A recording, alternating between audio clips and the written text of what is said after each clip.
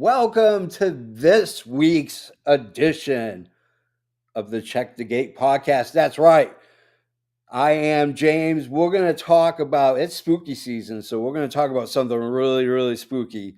But this episode is brought to you by SWA Sabers. SWA Sabers, SWA Sabers, the link is down below. It is absolutely 100% amazing. I don't have the intro video for it on this one, but I will add it. But SWA Sabers, the link's down below. If you buy a lightsaber, they will give you 2 for free because it's an anniversary sale.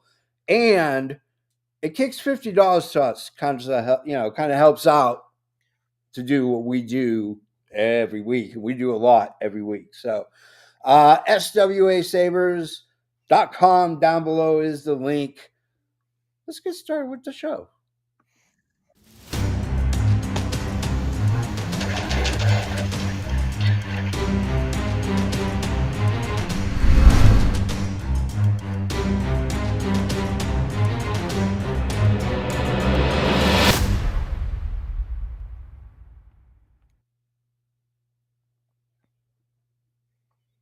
Boom. Or maybe we should say, oh, I forgot the trivia question, by the way, but I'll ask it right now. In the Ghostbusters, what is the name of the Sumerian god? Zool? No. Hmm. Not Zool. Zool. It starts with a B. Fourth.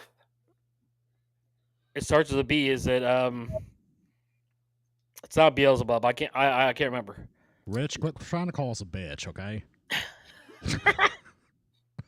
It is Gozer. Gozer. Oh, That's it. Man, I knew that. Oh. My caffeine needs to kick in. That's what needs to happen. Gozer, come on. I guess I've had one too many Miller Lights already today watching football. Bro, Yeah. Literally one of my favorite films of all time. And Yeah. I missed Gozer. Ouch. Ouch. Shame. I thought that was the easy one. There was another one that was on there. That was diabolical. I didn't even know it. And I'm a huge horror nut. And I was like, what is this? And Well, you know what? If you watch the cartoon, you're very familiar with Gozer. Oh. Yeah. I used to watch the cartoon. I grew up Oh, on yeah. that shit. I loved it. Oh yeah, that was great Saturday morning cartoon stuff Excellent. right there. The Ghostbusters. Absolutely. I've been to that firehouse in New York. It is actually not a firehouse anymore. It wasn't a firehouse. It wasn't a working firehouse when they found it to shoot it. It is now a beautiful museum in honor to the city of New York and to the film and the production and what it did. It revitalized film in New York in a huge way because up until that movie, you were shown the real version of New York. Dark, dirty, a lot of crime, a lot of sin going on in New York. And these indie movies like Taxi Driver, they show that. You talking to me? Talking to me? They set up this grimy portrait of New York. All they are is showing you a mirror. There are a lot of people. Yeah. I mean, people didn't go to New York unless they had to. I'm talking New York City. I'm gonna clank some beer bottles together and come looking for you in the middle of the night. About to play. A mountain play. We're gonna do cult movies at one point because I truly feel like cult movies need to be talked about, and that's a debate as to whether or not it's considered a cult classic. Yeah. But I know it's not a cult classic, and that's this. Episode 3, we're going to talk about ghosts or paranormal more than just ghosts.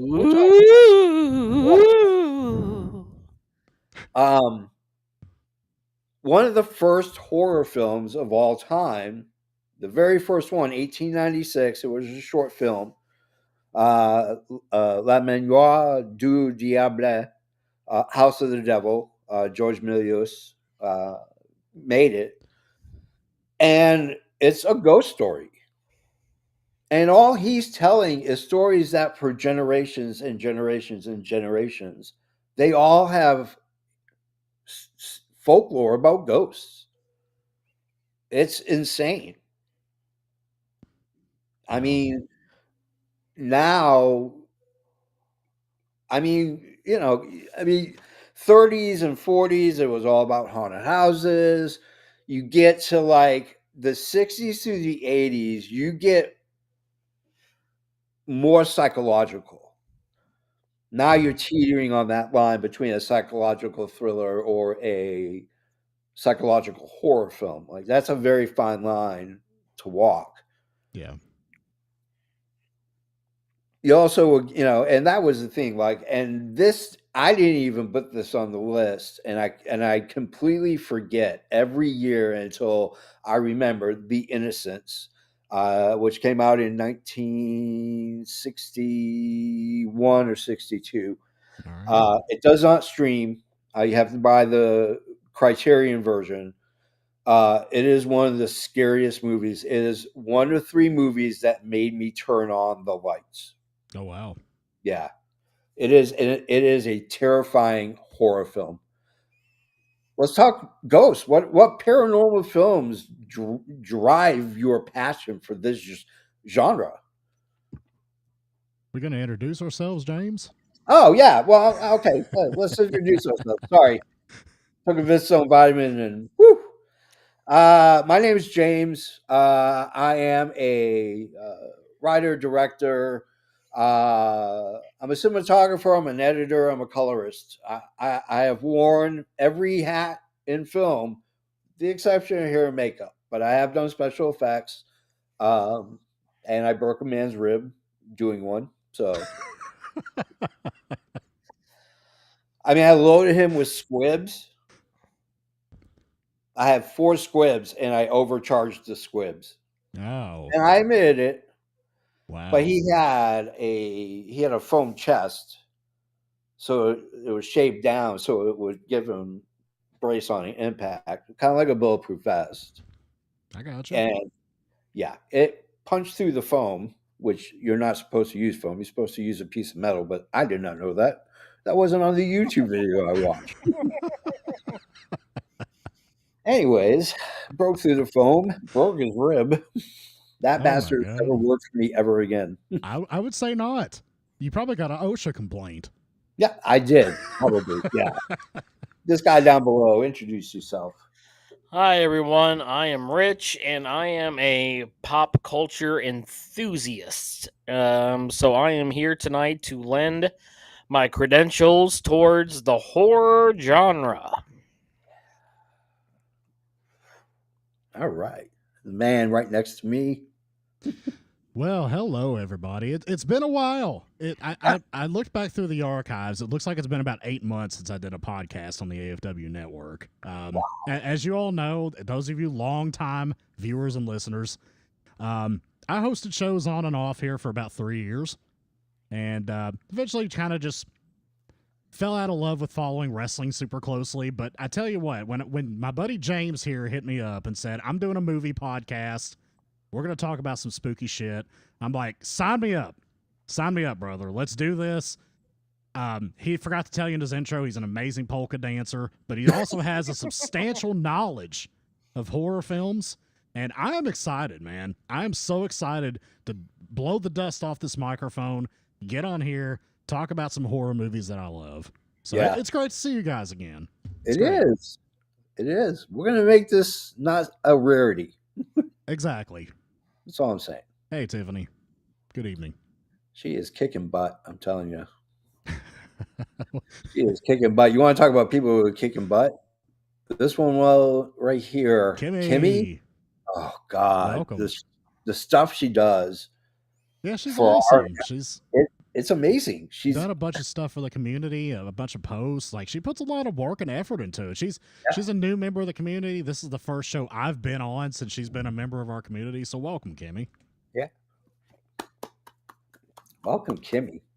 We were hoping to get her on the show tonight, but unfortunately, a lot of the films that we kind of go through, a lot of people see, some people don't. We don't shame, but she's going to go through this list and she's going to bang those out one by one, and Yeah, she's going to fall in love with at least 3 or 5. 3 to 5. absolutely. I mean, that's Absolutely. a good ratio. That is I a agree. great ratio. Great ratio. Can't beat it. Can't beat it. So we talking about paranormal. Talk to me about paranormal, guys. Talk paranormal to me, says James. Ooh, This is a genre that I think kind of arguably this one and slashers are the two that would hit close to home for most people, Yeah. because most people claim to at least think that they have experienced some kind of paranormal phenomenon, right? So it's like this and slashers are the two, like, that shit could really happen, bruh. Like, this is just one of those mind bending genres that, a lot of people are too terrified to even delve into, but it Yeah. tickles that lizard brain of yours of that when the power surged once when I was a little boy, like, was that actually a poltergeist? Yeah. Like, so I mean, you got that mentality when you see movies like this, and I think that appeal to shit that you saw and experienced growing up can be truly terrifying for a lot of people. So this is a good genre to scare people. Yeah. and to expound upon that, there's monsters everywhere in every kind of lore or society, Yeah. but the one thing that every society throughout the test of time has believed in is ghosts.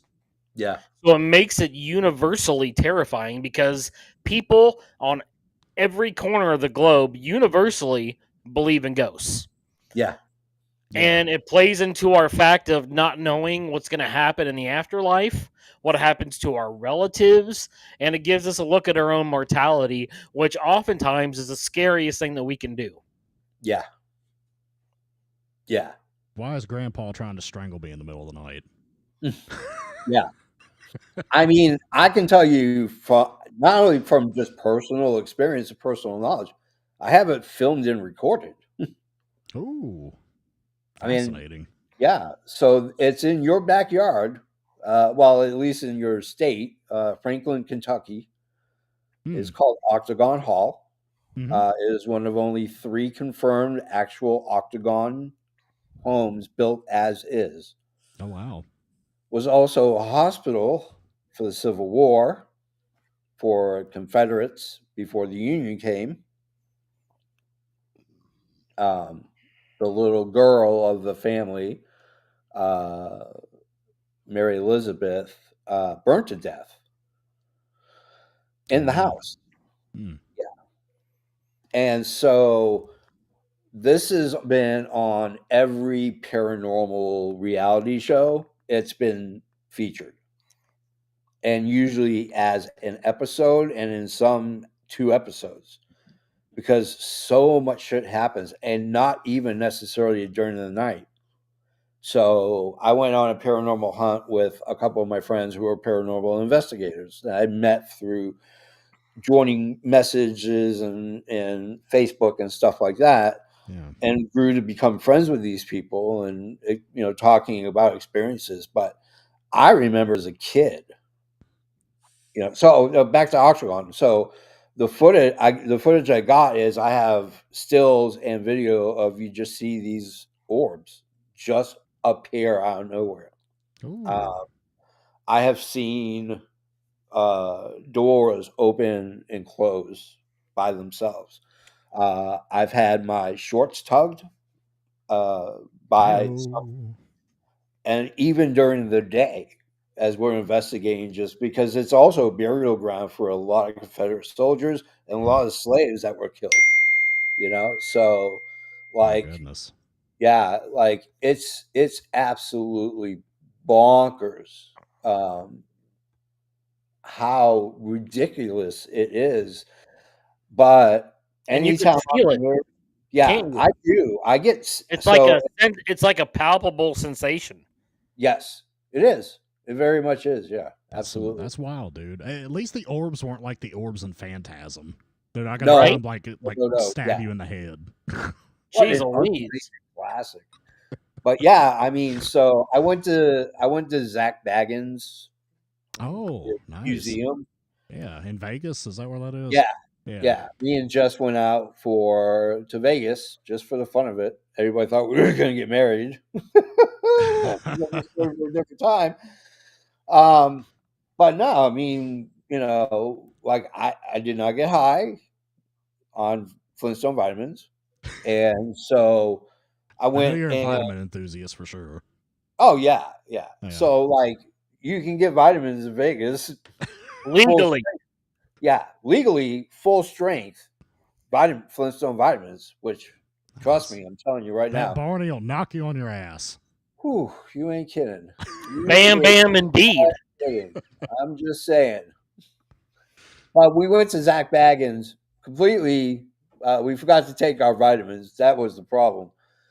And yeah, I made it through probably maybe 200 feet before I had to leave. I couldn't stand it.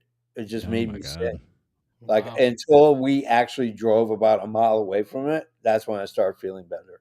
Wow. And you can't really explain it because I'm also on medication that likes to screw with me. So Yeah. like you just don't know.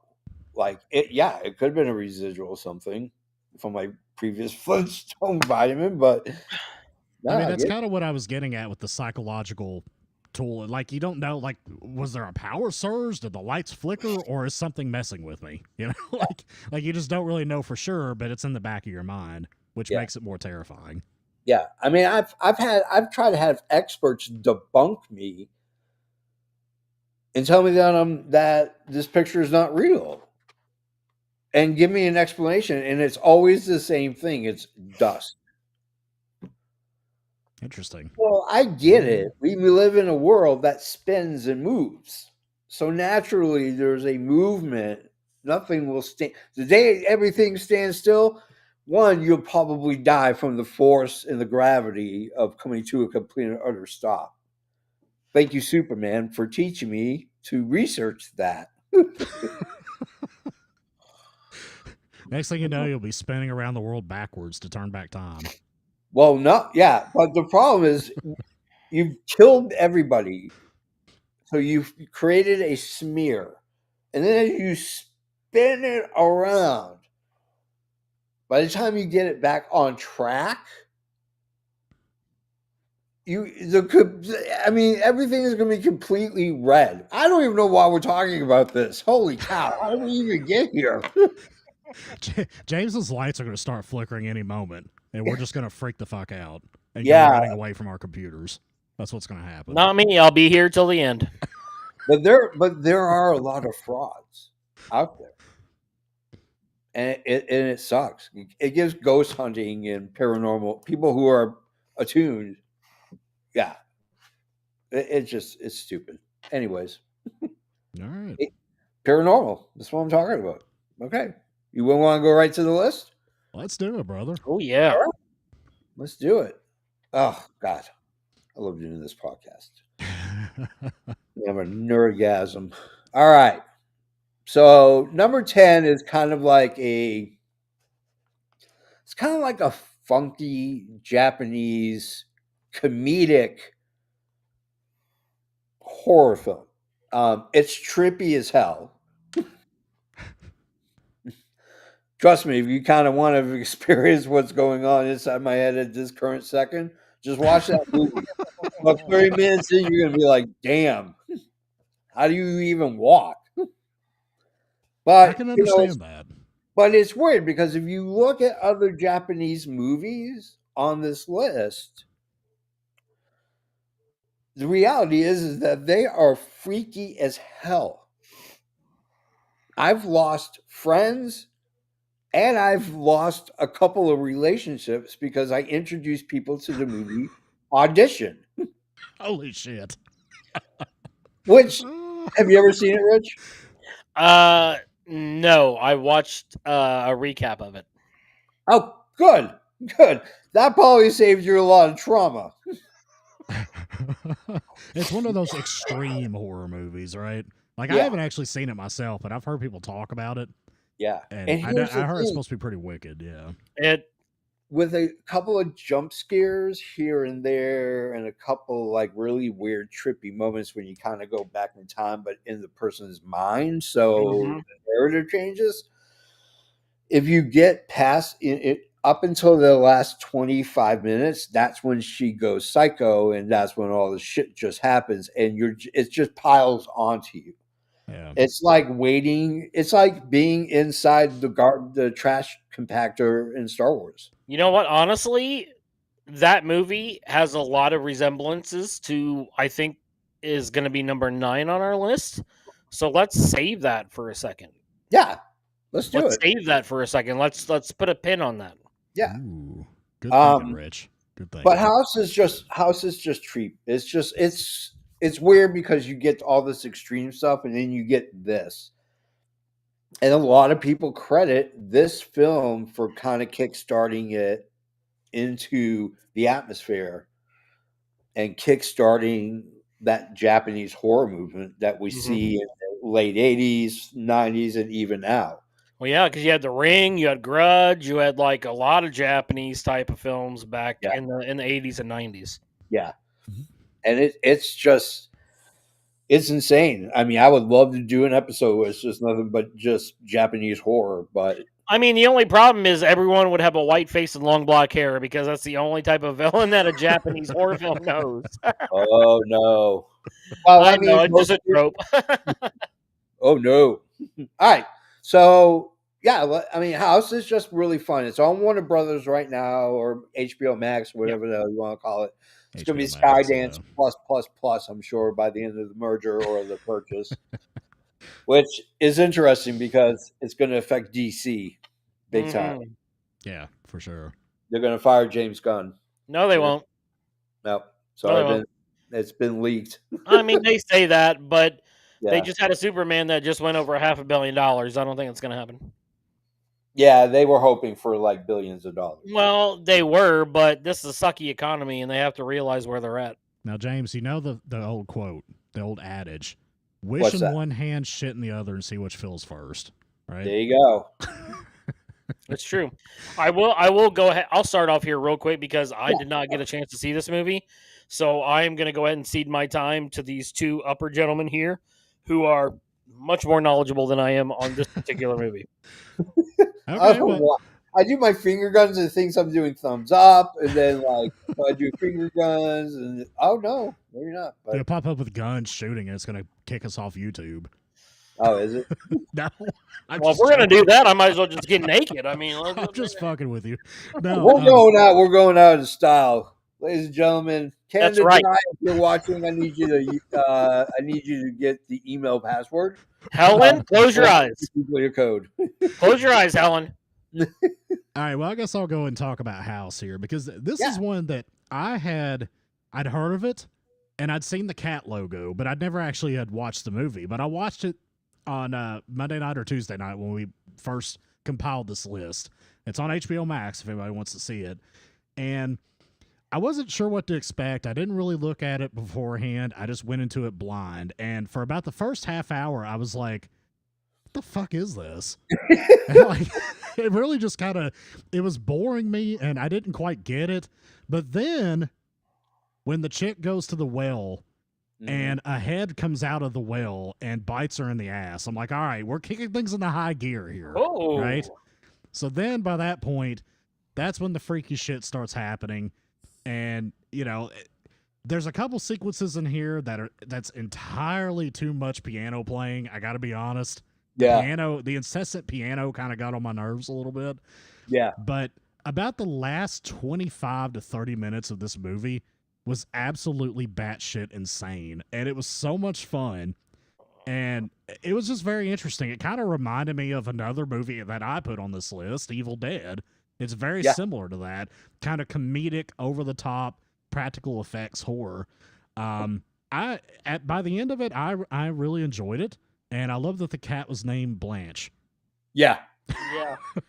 Made me think of the Golden Girls watching a Japanese horror film. I was not expecting that, but You got Ruben McKellen just sitting right next to you. it was a fun movie, though. It was fun. I liked it. I'm probably going to go and do a rewatch of it sometime soon. Yeah, definitely do. It's one of my Halloween favorites. I always save it for Halloween because I love it so much. I wear it out, you know. So there are certain movies I only watch in October, or at least a week before, and then the week after, and then sometimes on Christmas. But that's a different.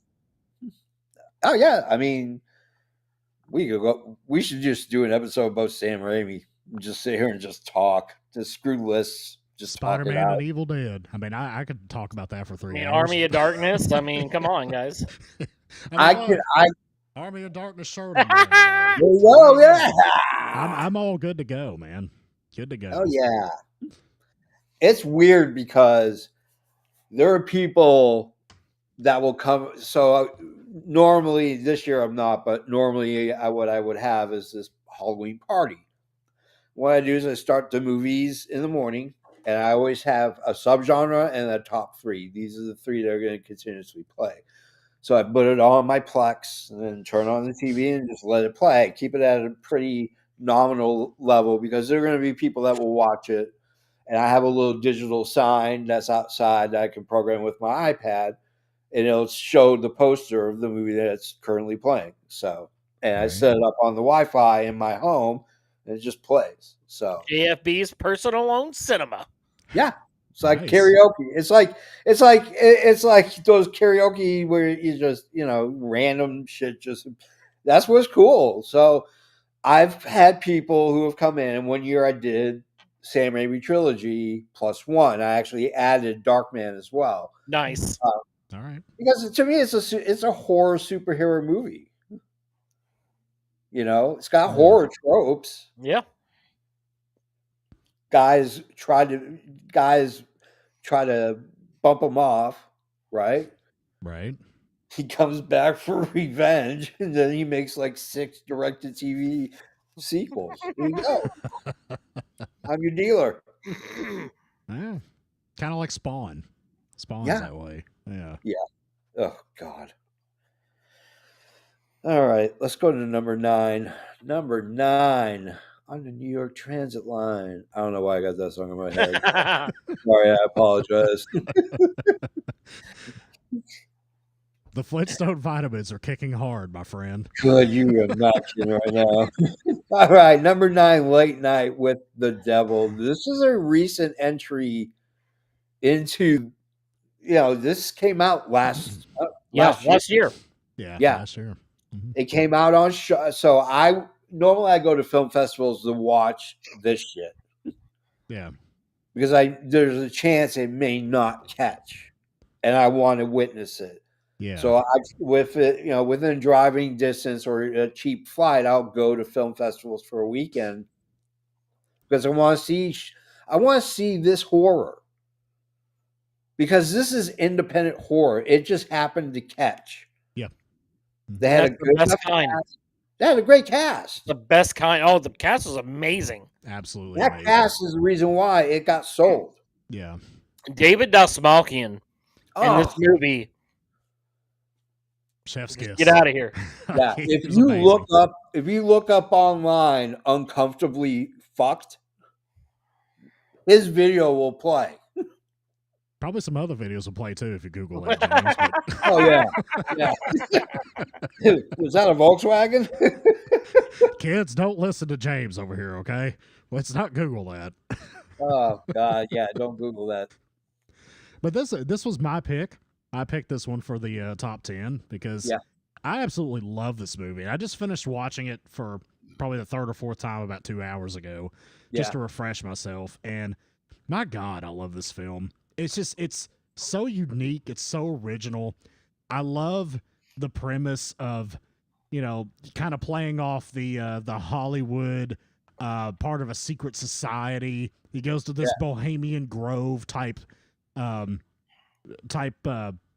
ceremony where they're like, selling their soul so that they can make money, which kind of plays on, the Bohemian Grove is like a real thing. Like, I don't know if it's like it's like a real secret society for anybody that Yes. doesn't know this. You can look this up. There's famous videos of politicians and actors Yeah, and stuff going the there. Bohemian Grove is what it actually is, and the movie Yeah. is just called the Grove. Just called The Grove, yeah. But you know, the guy goes, you know, sells his soul to some unnamed entity, and then he has a successful talk show, and chaos ensues on Halloween night. Yeah. When he brings on this poor girl who had allegedly been possessed. And this is just fantastic. I love the 70s aesthetic of it. It's shot like a pseudo documentary. Yeah. Because when you watch the first few minutes of it, it literally looks like a documentary. Like if you showed that to a layperson, they wouldn't know. They would think this was like, well, I don't remember Jack Del Rey hosting a show in the 70s. Yeah. Because it's not fucking real. But the point is that it's great. It's you know, a pseudo documentary, mockumentary, whatever you want to call it. Yeah. And it just has such a gritty feel. I love that the camera looks like it's from the 70s when Yeah. it's on the show. And then in the commercial breaks, it gets more of like an expanded view. Yeah. I just thought this was all around terrific. The acting was great. The practical effects kept it in line with the 70s aesthetic. Yeah. And I thought it was fantastic. I absolutely love this movie. I know there Yeah. was a little bit of controversy over using AI artwork, which caused a bit of a backlash, unfortunately. But, you know, for anybody that doesn't know what I'm talking about, there's like a couple of scenes in it where, like, there's a static image of, like, be right back, technical difficulties or whatever. Supposedly they got that from AI instead of actual artists, and some people were squawking about that online. But this is still a great independent horror film, and I'd highly recommend anyone check it out. Yeah. Absolutely. Rich? This movie ties together like 4 different threads into one movie. Like, as Jeremy was talking about, it starts off as a documentary, and that's how it's presented to you. Like, you get this narration, and then it's like, we're going to show you the master tapes of what went to air the night that it happened, Yeah. plus all the stuff that was there that was cut out. Yeah. So right then, it goes the documentary into found footage. Yep. Yeah. So that was extremely cool. But then you have talking about, like, in the prequel, during the narration, it talks about him being a part of the Grove Yeah. and all these spooky blah blah blah blah blah. And then you have his wife, who Yeah. plays a major role in Yep. the movie, the death of his wife. So what it boils down to is you have this guy who's with a whole bunch of Hollywood elites that sells his soul for a show. Yeah. But in typical true fashion, what you want is not always what you really want. So Yeah. yes, he gets a successful show, but he can never beat Carson. Yeah. And he had to sacrifice his wife. Yeah. That's what you think the sacrifice is. Now, my favorite part, and what I wanted to talk about, a continuation early, this is a 94-minute movie. Yeah. The first 48 to 50 minutes is just this found footage thing. And then all of a sudden, the last half hour, that's when it kicks in. Yeah. That's when you start getting the spooky stuff. Yep. And the girl who played Lily, Yeah. she was creepy. She was terrific. Even Yeah. not in her demented, possessed form, her eyes were always big, always smiling, always trying to look at a camera. What camera should I look at? Because as they said Abraxas is a demon who wants to put on a show. That's where you get abracadabra. Yep. Like, so all of these things coming together. Like, and honestly, for those who haven't seen it, you're gonna hear spoilers here. When Lily's head splits and the demon manifests itself, and then the guy who's over there who is a skeptic, Yeah. and you Carmichael hear her Hayes. say abracadabra in Yeah. a robotic voice, and Yeah. then he just starts to literally melt Yeah. from the inside out. And can I say, I've never been so happy to see a motherfucker get murdered in my entire life, because that dude was a jackass. Yeah. It was But a this great movie character, was though. just, Yeah. oh my gosh. And then the ending, you think it ends, Yeah. and then it's not done. Nope. And then you're like, where am I really? Yeah. And then it turns out his sacrifice wasn't even his wife. It was to kill Lily. And Yeah. now the cops are on the way. Yeah. Yep. What the fuck? It's an This amazing movie piece is a of 10 out cinema. of 10 Yeah. anywhere you go. Yeah. I am glad I found it when I did. I have a friend who works at the IFC, and he's like, "Hey, I got a movie that is like right up your alley. We just bought it. Do you want to see a copy of it?" And I was like, "No, I'll go support it some way, shape, or how." And IFC bought it, and I thought, okay, Belcourt will have it, which is the local indie theater in Nashville. And so I could go to the Belcourt and hang out at the Belcourt and watch this movie. But unfortunately, IFC sold it to Shutter, so it was going to go on. It's going direct to streaming, which, hey Joe, how you doing? Shout out to Joe. It to me, like, it sucked because a movie changes after you've seen it in a theater. It doesn't feel the same. There's a reason why you have this gigantic screen. There's a reason why you are seated elevated. There's a reason why you have it's a science. Yeah.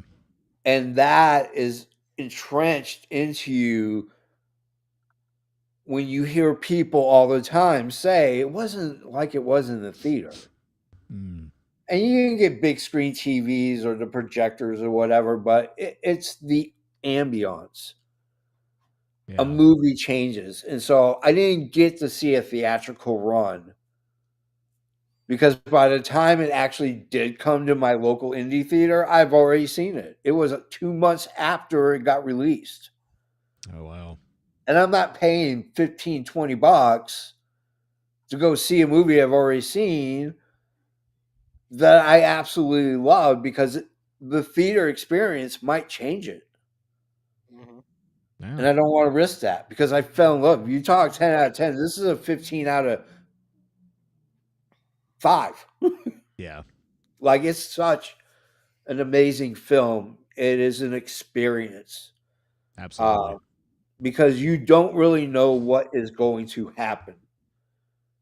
It's like you're peeking around the corners and you don't see anything. But the minute you step out, damn, you're dead. Yep. There you go. Let's go to number 8. Speaking of dead. Oh, God, I love this movie so much. You have no idea. It's The Frighteners. I'm going to let Rich just pour on this because the little behind the scenes, a little inside baseball, if you will, I have a message chat with these gentlemen, and the gentlemen have also been on the show as well, and yada, yada, yada. And we kind of hammer out what the top 10 list will be. So I ask everybody, depending on how many people will be on the show, will depend on how many picks you get. And there's room to go chop, chop, chop. And so when we came up with this list, like, I'm just going to be honest, I feel horrible that it is at 8. Which, tell them why it doesn't deserve to be number 8. Frighteners is one of the best horror fun movies that I've ever seen in my entire life. For those people out there who don't realize it, the one and only Peter Jackson, director of the Lord of the Rings trilogy and the Hobbit trilogy, got his start on this very movie, The Frighteners, starring Michael J. Fox, Kai McBride, Jake Busey.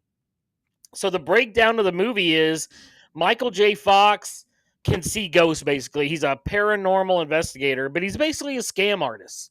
And he has these ghosts that come along with him to help do his thing, and then he magically gets rid of them. It's a scam as old as the trick in the book. Yeah. There is a serial killer. There's a serial killer.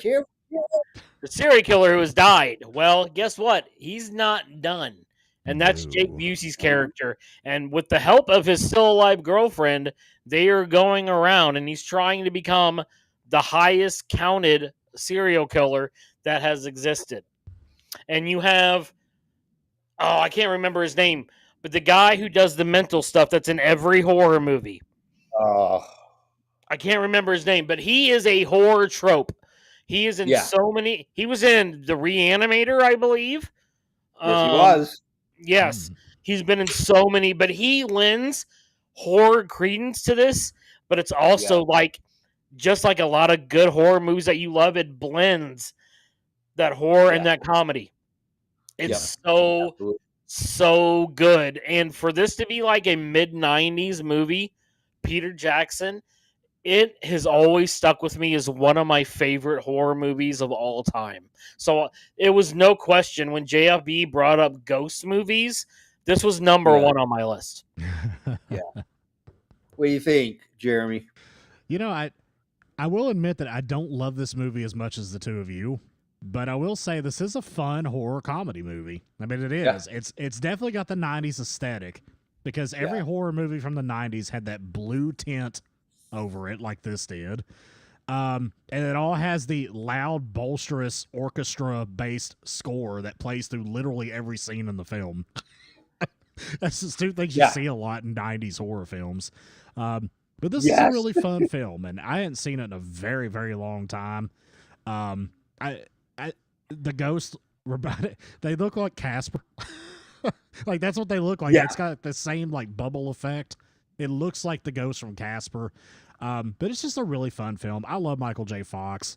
You know, I it sucks that this kind of was like the end of like his acting career, basically, which really sucks. You know, obviously he has Parkinson's and everything. I'm a huge Back to the Future fan, so I love Michael J. Fox. But yeah, this movie's fun. It's really fun. It's a fun little horror comedy that'll make you laugh, and it's got some cool scenes in it. Dude, the old guy ghost in there, the judge. Yeah, the judge is so funny. I like it when they lie still like that. Like one of the most classic lines I'll never forget in my entire life, dude. That was funny. Yeah. Dude, Ty McBride, that was one of his first early standout roles too. Yeah. Absolutely. And Jake Busey. It's interesting. How crazy is that guy in this movie? Yeah. That smile. He just looks so friggin' nuts, just like his real life dad. I mean, the Buseys, they've got that weird smile. Yeah. It's just a thing. Yeah, all of them do. Yeah. They all have that crooked smile. You can't trust them worth a damn. James, wax poetic about the Frighteners. Wax poetic. Let me tell you how I came across the Frighteners. When I latch on to an indie director, I'm there for the ride. That's what brought me to the film. And I didn't care what it was about. This was his first big U.S. release. Yeah. Now, I'm going to review his filmography really quickly before Frighteners. His first movie ever is called Bad Taste. And trust me, ew. Yeah, you might want to steer away from it. Next was Meet the Feebles. Really funny, really dark, twisted. Brain Dead, first horror film, really out there. I mean, super creepy. Heavenly Creatures, also kind of like a buddy crime movie. Really good. Shot in black and white, is absolutely fantastic.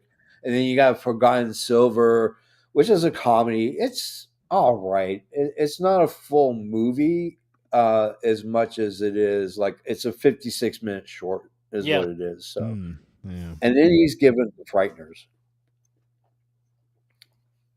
with a huge tentpole star. Yeah, and a tentpole amount of money. Oh yeah, huge amount of money. Budget on that, like 35 million, 40 million. Probably, yeah. End of the day, for horror in the '90s was really good because it kind of dropped off at that point. Yeah, you had the height in the '70s and the '80s, and then like in the '90s, it kind of dropped off. Yeah, until Scream. Yeah. Scream's what brought everybody back. And I know what you did last summer. Yeah, but here's the thing: in that span where supposedly horror is dead, if you really went so many gems. Amazing movies that came out. Some really weird, twisted shit, but damn, good movies to watch. And that was a renaissance for indie film. Yeah. And Now you're getting another renaissance, and the best part is that normies, not horror fans, are going to watch these Yeah. because they think it's a psychological thriller. It's not. It's a horror film. It's got every trope a horror film needs. Get Out, the new I fucking Candyman. love Get Out. Well, Get Out's I a love possession that film. movie. Yeah. Get Out's a possession film. I love Get Out. Yeah. That is such an amazing film. Yeah. Jordan Peele in general, all three of his Bro, movies he are is fucking great. ridiculously good at the horror genre. Yeah, he absolutely is. Yeah. He's become one of my favorites. Yeah, modern day. He did horror. miss one. Oh, though. he's like the modern day Stephen King almost. Like, He's very good. Oh yeah. Yeah. He missed one. Weapon. He wined and dined Zach Krieger, the writer and director of Weapons, Yeah. And Barbarian. Yeah. and told him, "I'm going to give you Final Cut. I'm going to give you back end. This movie is brilliant. It needs to be seen." Yeah. Then someone else backed up a Brinks truck and said, "Here's a lot of money." do the That's same why thing, but for a lot more. Yeah, that's why I went to Warner Brothers on their new line. I haven't Was seen because- Weapons yet. I haven't seen it. I'm going to just say this. It's a movie that needs to be watched in the dark. Oh boy. Yeah. Yes. So half our viewing audience is out already, according to the Yeah. comments. Yeah, I mean,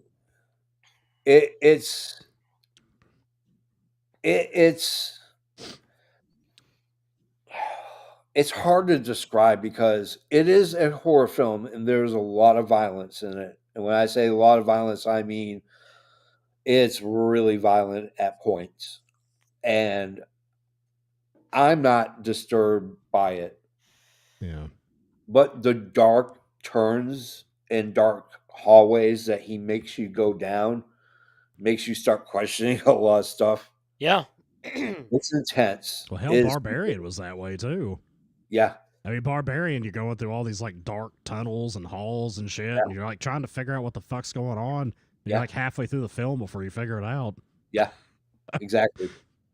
So Peter Jackson, I latched onto him around his third film, I think. I'm trying to remember.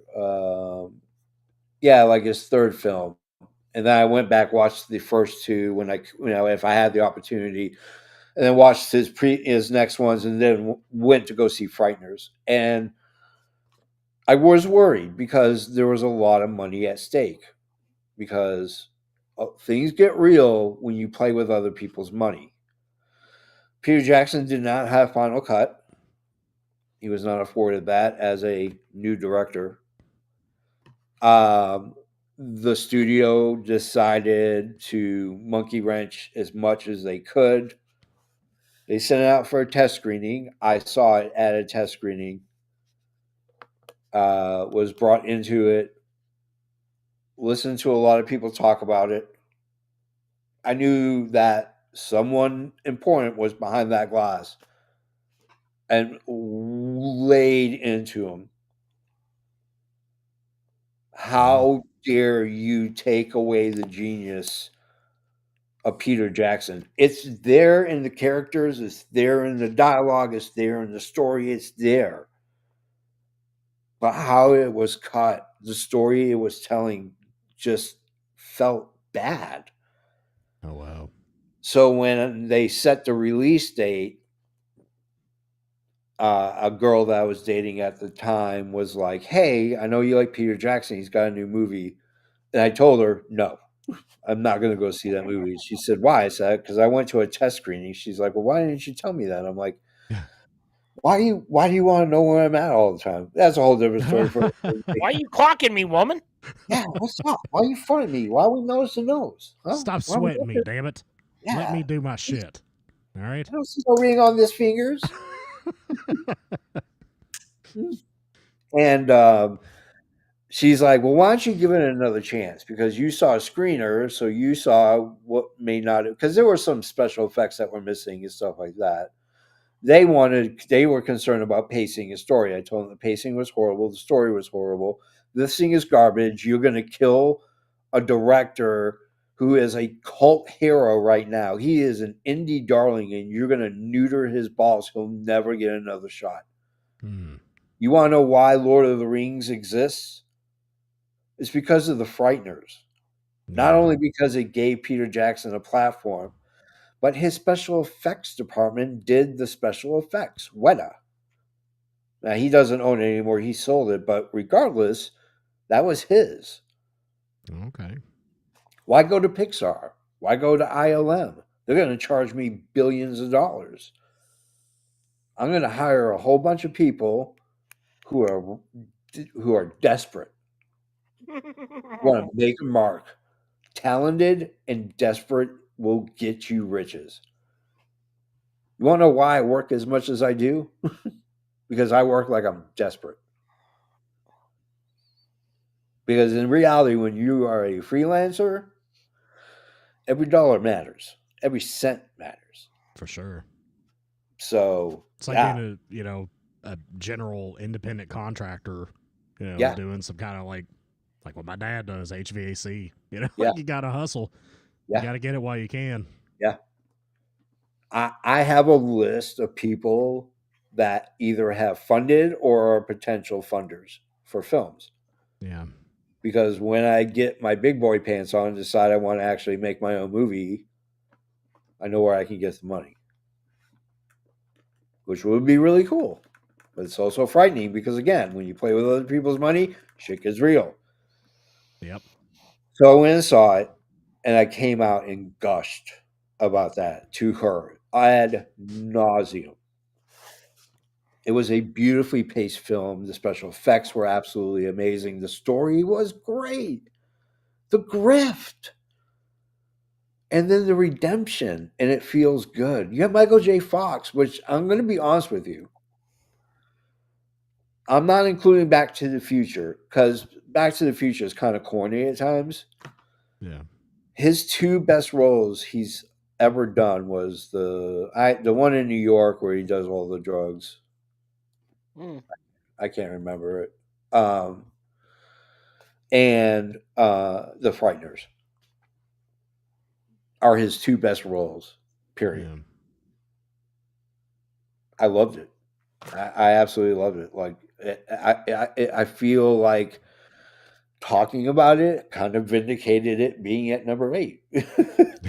I feel a little bit okay about it. I still feel there's crushing guilt. It's Jewish and Catholic guilt. Just Jewish and Catholic guilt. Yeah. I had it rough. No idea. Let me tell you, Italians think that they are burdened. The Jews think they are burdened. Right. So you're like double burdened then, right? Yeah, when you're half Yeah. Jewish and half Italian, you are boom, boom, boom. You are like triple boom. You're burdened. The guilt is ridiculous at times. But nonetheless, let's go on to our next one. I feel, like I said, I feel a little bit better about my selection. So that's what we're here for. We're here for cinematic therapy sessions. That's what Yep. we're here for. This is what we're talking about. This is number 7, The Evil Dead. I'm gonna let Jeremy go first because, to be honest with you, like this is probably one of your top films of all time, right? It is. Yeah. I mean, we talked a little bit about. I think we mentioned Sam Raimi earlier. This film, I absolutely adore this movie. Like, I love it so much. It's the Evil Dead 2, and Army of Darkness is the original trilogy. Of course, there's the Evil Dead reboot, and then there's Evil Dead Rise that came along later, which they're all great films. I love all of them. But I prefer the original trilogy because I love the campiness. I love that the effects are terrible looking, but it's like charming. It adds to the charm of it that it's terrible looking. Bruce Campbell is amazing. I mean, he's like a folk icon. I love that dude. Love this movie. I love the comedy. I love that the spirits are cracking jokes when they're trying to kill them and mocking them. Like, this is just a fantastic, fun film. Like, if you wanted to show somebody kind of a gateway horror film, Yeah. someone that has a good sense of humor, but they're like kind of scared to dip their toes into horror, I would show them The Evil Dead. I think that's a really good one to show them with the Necronomicon and everything. It's a cool story. A cabin in the woods, a tree comes to life, tries to kill you, a bunch of spirits flying around. It's crazy shit. It's mass hysteria, but it's a load of fun. I Yeah. absolutely love this movie. Yeah. Yeah. Rich? Yeah, the fun thing about this is it almost kind of introduced comedy horror Yeah. because the first one by itself is meant to be a horror movie, Yeah. like by itself. Yeah. But after the reception that Bruce Campbell got and Yeah. Sam Raimi got after the first one, Evil Dead 2 leaned all the way into it. Well, Evil It- Dead 2, Evil Dead 2 is just basic. So there are two movies where the sequels are actually legitimately the first movie because when you receive more funding, you can do more shit. It's like they Mhm. redid the movie over again. Yeah. It's Evil kind of Dead what it 1 and is. Evil Dead 2 are exactly the same movie. They are. It's just Yeah. bigger budget. Just Yep. same Right. with El Mariachi and Desperado. El Mariachi was made for $8,000. Evil Dead was made for about 100, maybe 150,000. Yeah. It's bonkers. But go ahead, Rich. Keep going. Yeah, no, I was just gonna say like it cemented Bruce Campbell as a horror star. It really brought the horror comedy aspect into it, and we get a lot of that coming after that in the 80s, Yep. which I won't say too much because I feel like that might be a future topic for another show. Yeah. Um, It's been but yeah, discussed.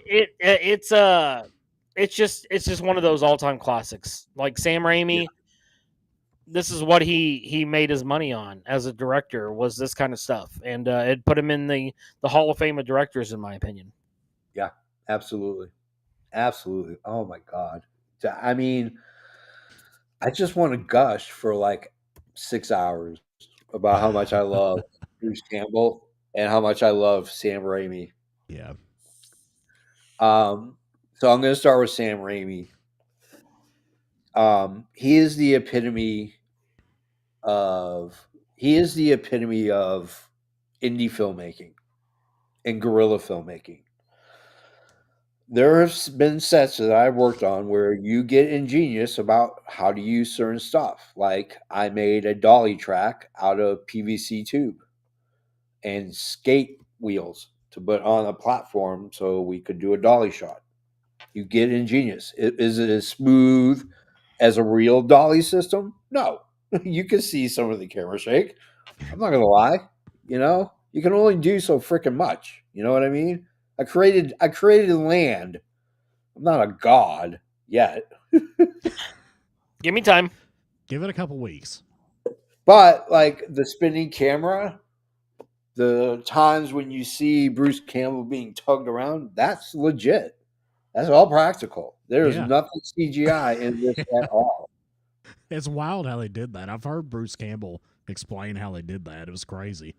Actually, I'm glad you brought that up because there is a book called If Chins Could Kill. It is Bruce Campbell's first autobiography, Yeah. and it very much goes into detail. If you want to become a filmmaker, there are 3 things that I will tell you to watch or read. If Chins Could Kill, and then I would do Robert Rodriguez's Rebel Without a Crew, Mm. which details how he made El Mariachi for $8,000. If Chins Could Kill talks about how they made Evil Dead for about 3/4 of the book. Nice. And then rent, buy, and sit and watch Robert Rodriguez's 7-minute film school or 11-minute film school, whatever it is, where he talks about making movies. And as he gets bigger budgets, he tells you how to do it even cheaper. Nice. And the thing is with Robert Rodriguez and Sam Raimi and a lot of these directors, like Joe Dante is a perfect example too, is that they're indie guys. It doesn't matter the budget; they're still going to shoot like an indie film. I have converted more people because I've run into people and I'm like, hey, you should watch the Evil. They'll ask me, oh, what horror movie should I watch? Oh, you should watch the Evil Dead. Oh, no, I don't want to get too scary or any of those. So, have you ever watched? I'm going to cover my eyes. I'm like, have you ever watched Spider-Man and Spider-Man 2, the early 2000s? Oh yeah, I really like that. Well, guess what? The guy who directed Spider-Man shot it like the Evil Dead. Same guy. Yeah, Yep. camera cuts, flash cuts, all this stuff. That's Sam Raimi. Bruce Campbell cameo. Yeah, Bruce Campbell, always in the cameo. I want to talk about Bruce. Yeah, so Bruce Campbell, the bomb. Sam Raimi, the bomb. This movie, I saw this when it first hit VHS. So I had to be about 13. When I was 10, I didn't grow up rich. I didn't grow up medium. I grew up pretty poor. And so what I did was I asked my mom and dad if you could please get me a membership to the video store, which was about 4 blocks down, but not in a very good part of town. Hmm. And they talked about it and they agreed because when I turned 9, I asked for a library card. I want a library card because I was at that time a very voracious reader. I would read a lot, especially at night. And so I've had this membership. I still have the card. They're not there. They've closed. It was called Quick Stop Video, right next to the Packy. So package store for those who are not from Boston. Or convenience store, I guess would be the easiest way to put it. Package store is kind of a Northeast thing too, as well. So, but up in Boston, we call it the Packy. The Quick Stop, And is that what that was called? yeah, it was called Quick Stop. Yeah, Like which like is not, like Clerks and Kevin Smith, yeah, isn't that what that yeah, was called? yeah. It's this neon sign in the front was a big stop sign and said Quick Stop. Wow, that's cool. Yeah. So, and I had a video store, and I started renting. And this guy and me became friends. So anytime I would come in, because it would be random, like it wasn't, oh, I'm going to go Friday night. I don't know, I'd come home from practice or a game, walk down the street, dap some people, go get a video, grab a soda or like a snack, go back, just watch. And this guy was like, you need to watch this. This is right up your alley. It is bonkers. It's silly. It's funny. It's disgustingly bloody and gory as hell. You are going to love it. I said, I don't like comedy horror. He's like, trust me, you're going to love this. Evil Dead is the reason why I got into House. Evil Dead is the reason why I got into Shaun of the Dead, because these movies, while House predates Evil Dead by a lot of years, the reality is that House allowed these movies to exist. Dale and what's his face versus Evil. Tucker and Dale versus Evil. Yes, that's it. That's a hilarious movie. Yeah, I love this movie. I love everything about it. All right, let's go to number 6, which is funny because it is actually called The Sixth Sense. Wow, the irony, James. The irony. I see what you did there, you cheeky bastard. I'm just saying, it's been red herring all the time. I've had you going this way, but I was pointing that way. Rich, go ahead and talk about The Sixth Sense. So One this of movie, the old movies of all time. so this movie, when it came out, I think had just about as much buzz as a movie can have. Mm-hmm. Yep. M. Night Shyamalan, he's a brand new filmmaker coming on the scene. This is his very first big motion picture release. You got a big star in Bruce Willis to head it. Yeah. And then the emerging Haley Joel Osment in one of the greatest child actor performances that has ever taken place. Yeah. Like, this kid seemed like he had been acting for 35 years. Yeah. He was his performance. This movie is completely understated still today because everyone just thinks of the twist. But Yeah. all the decisions leading up to it, everything that happens, no one saw the twist coming. And if you said that you did, you're a liar. Yeah. You're a No, liar. you don't know this Straight up, until- I will call you a liar to your face. Yeah. No one thought that that's what it was. This, in terms of like this movie was the first movie that I saw where the twist was more than the entirety of the movie. Yeah. It deserves to be up here for Ghosts. Yeah. Absolutely, 100%. Go ahead, Mr. J. This is a seminal film for sure. This was huge. I mean, regardless of what anybody thinks about this film, the line "I see dead people" is one of the most recognizable, iconic lines in cinematic history. Yeah. I mean, it just is. It's pop culture referenced all over the place. Yep. Even decades later. Yeah. I mean, it's a great film. It's well acted. I didn't particularly love it, to be totally honest with you. Yeah. It didn't lean into horror enough for me. But I can't deny that it's an absolutely brilliant film. I mean, the acting is great in it, as Rich said. It tells a good story, a very tragic story. You know, makes a moralistic point of view about the narrative and where it goes and where it ends up at the very end, which I won't spoil for anyone who hasn't seen a 30-year-old film. But yeah, it's a wonderful film. I mean, I can't dump on it. Not something I particularly go to and watch a lot, to be honest with you. But it holds its place in history, and it's earned it for sure. Yeah. Well, and just to go back, the guy who was in the beginning of the movie that was his patient, I'm pretty sure that he was a younger actor in another horror movie, and he came back for that. You talk about the kid or the guy? No, the guy. Oh, you know the who that guy. is. Who is it? Donnie Wahlberg. It was who? Donnie Wahlberg. Yeah. Was it Donnie? Yeah, that's who it was. That's what I'm thinking of. Yeah, Donnie Yeah. Wahlberg actually convinced M. Night Shyamalan to cast him as that character. But he does not look like Donnie Wahlberg. Yeah, he dropped 65 pounds. Yeah. Yeah, he's very frail. Yeah. Yeah. And he came into Shyamalan's office and said, "Can I get the role?" And Shyamalan said, "Yes." That's wild. Yeah. The story of it is fascinating. M. Night Shyamalan basically grifted. He had a script that was hot. It was being passed around. Nobody wanted to take it. He got into a meeting with Miramax with Bob and the other guy. Yeah, the Weinsteins. Yeah. Got into bed with them. He who shall not be named.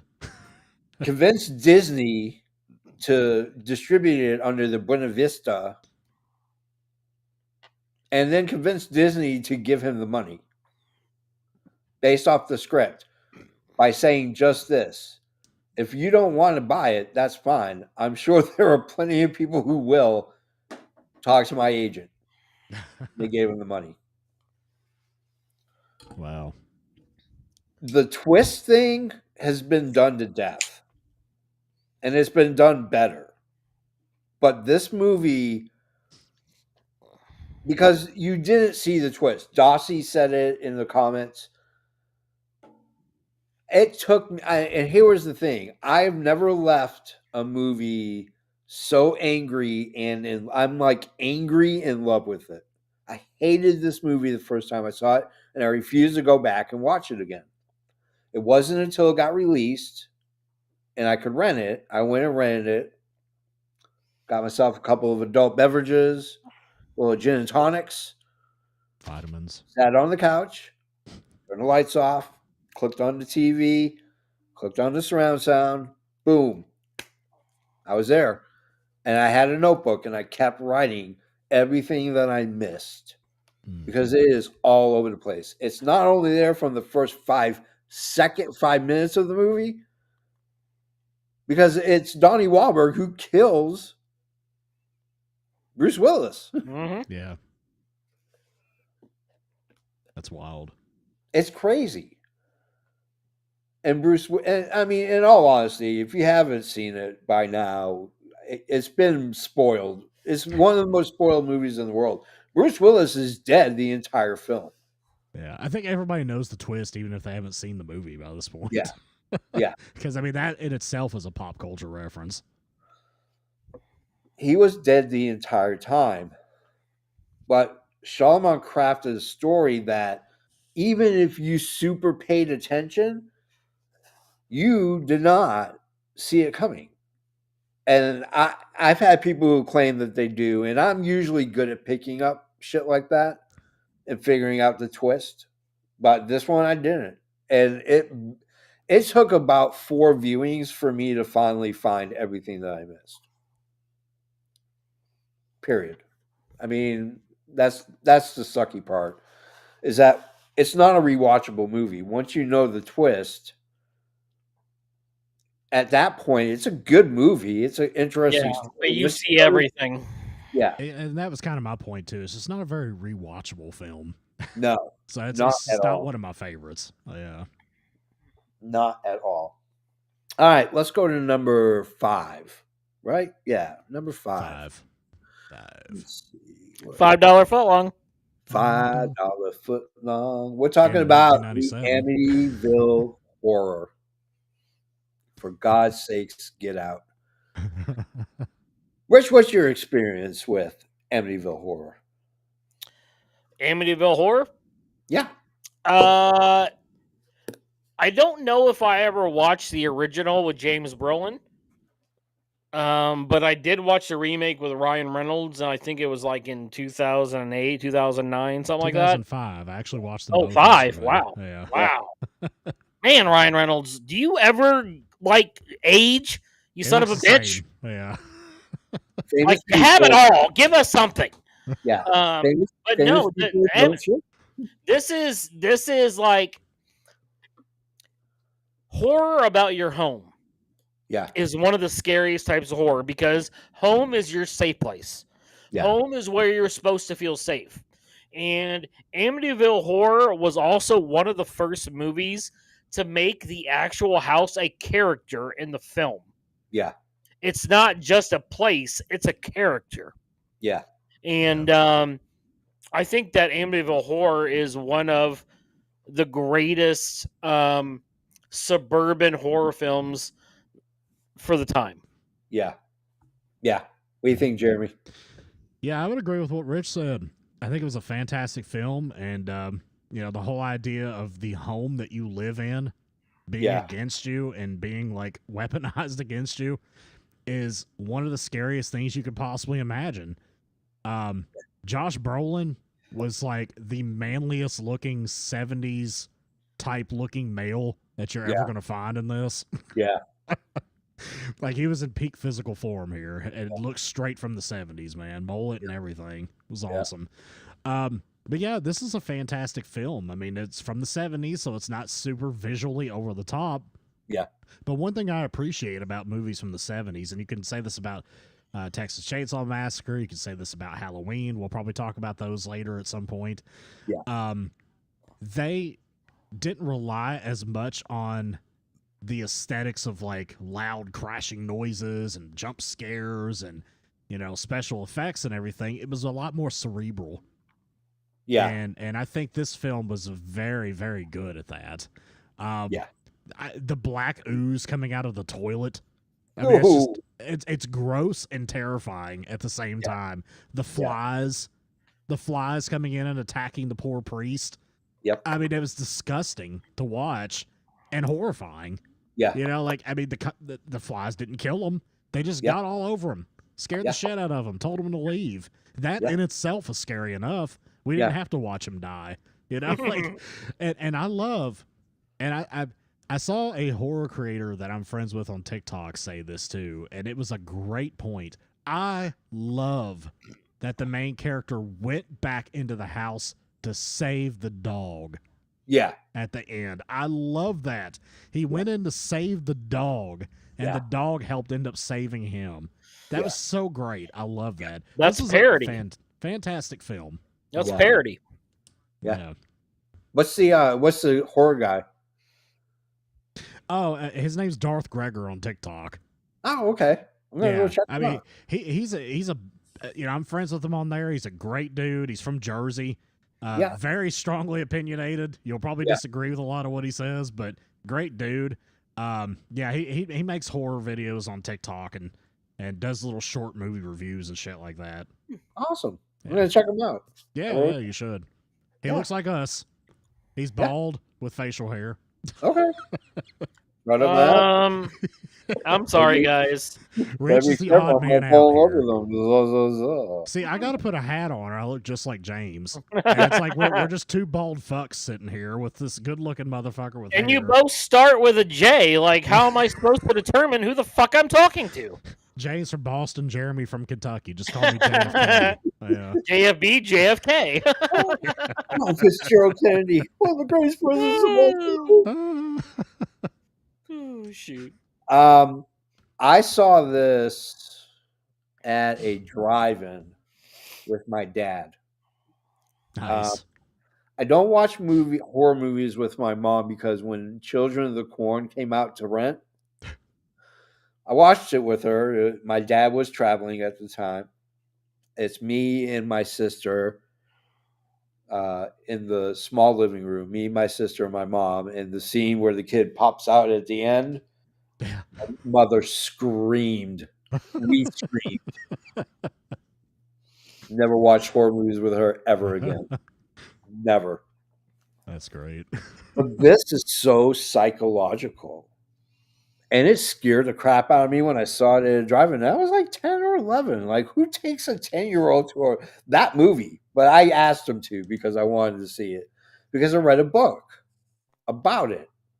Now, the movie is absolutely amazing. And it deserves 100% to be here. But whether or not you believe the story or not will depend on how much you will thoroughly enjoy this. You'll see it as either a theater of comedy and it's funny because they didn't get anything right because you know that there's a possibility that Ron DeMeo murdered his family and tried to blame it on a ghost. Yeah. The Warrens, who we'll talk about in a little bit, investigated the house. Now, they said at trial that it was, in fact, haunted, that there was a evil spirit residing in the house because of the DeMeo family, and so Brolin and Margot Kidder and their family have to get out because the spirit of that family that was slaughtered by Ron DeMeo, yada yada yada. Go Google it. It's a fascinating story. I've read the book called Amityville Horror, which is what the movie is very much based off of. Very much based off of. And also we have, so we got, like you have the Warrens account. They wrote a book about it. There are skeptics that are out there. And the reality is that you have to be a skeptic. You just have to be. Even if you 100% believe, you still have to have an air of skepticism. We'll talk about them more in a moment. Yeah, absolutely. Bang, They're bang, more bang. prevalent in the other film that we're talking about. Yeah, but Amityville is just a great watch. It is a not watch alone. I don't watch it alone. Movies like that really creep me out.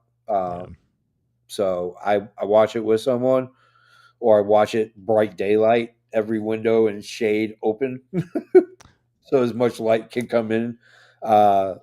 Which is funny because I put salt around near my doors, my windows, to keep evil spirits out. Thank you to Sam and Dean Winchester for.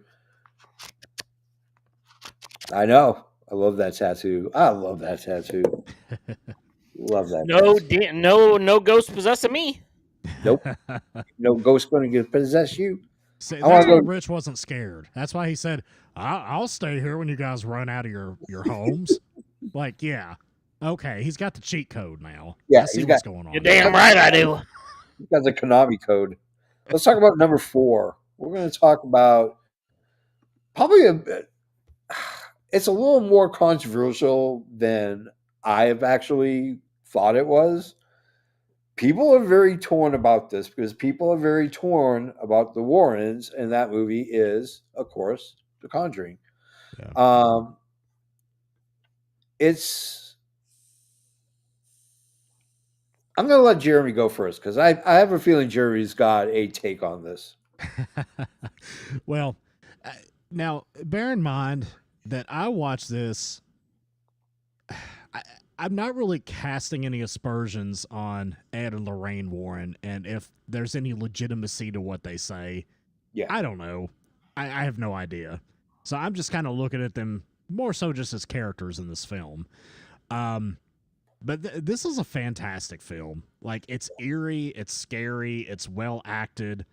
You see the Annabelle doll that everybody like raves about now, which is creepy as fuck. Every time I see a Raggedy Ann doll, I'm like, "There's Annabelle. Hey, come on out and play, Annabelle."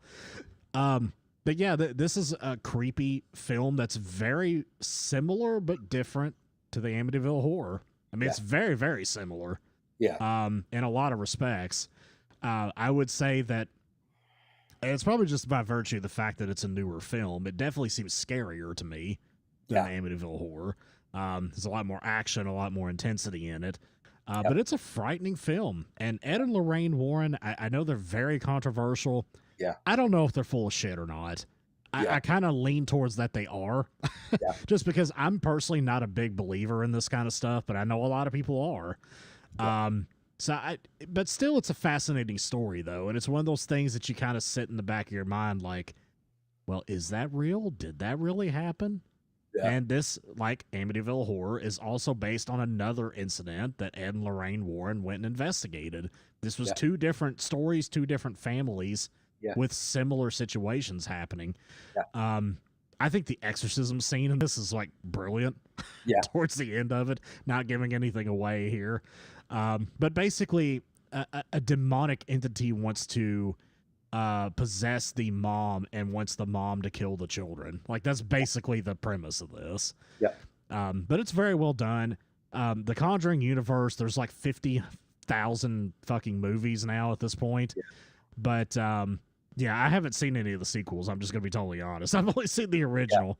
And as my pal Danielle says here, isn't the Annabelle doll here in Kentucky? It is now because it's going to be at the because the dude just died who had it. Well, it's going to be at the Scarefest convention next weekend in Lexington. Yeah. They're actually going to have the Annabelle doll there. So if you want to come see the Annabelle doll and see if you survive the weekend, come to Lexington next weekend. Nope. Not even close. I know James and Rich are going to be up here, and we're going to go see the Annabelle doll and dry hump that doll. See if you guys make it back home. Yeah. I'm going to take that doll and I'm going to give it to Helen. Tiffany, you're not the only one. My grandmother, when she lived in Chicago before she moved in with my parents towards the end of her life, she had a porcelain doll collection. Creepiest shit you've ever seen. Some of them, the eyes moved. That sounds scary. Yeah, because it's weighted. Yeah, it's no bullshit. Nightmare fuel times like 1,000. I'm going to be honest, though. When that guy passed away and everybody online was just making cracks about the Annabelle doll, do you think the Annabelle doll... I mean, guys, in all likelihood, this guy just passed away of some kind of natural causes. And he just happened to have the Annabelle fucking doll. So everybody's like... It's like, let's not be disrespectful to this guy and his family and make them think that some entity killed him. Like, he probably just had a fucking heart attack or something. I mean, I don't know. I haven't seen the coroner's report, but I don't think the Annabelle doll killed the poor guy. But rest in peace. Yeah. What do you think, Rich? I think that, first of all, this showcases just really how big Ed and Lorraine Warren were back in the day. Because if we want to go back to Late Night with the Devil, they're referenced in that movie as well by the charlatan guy.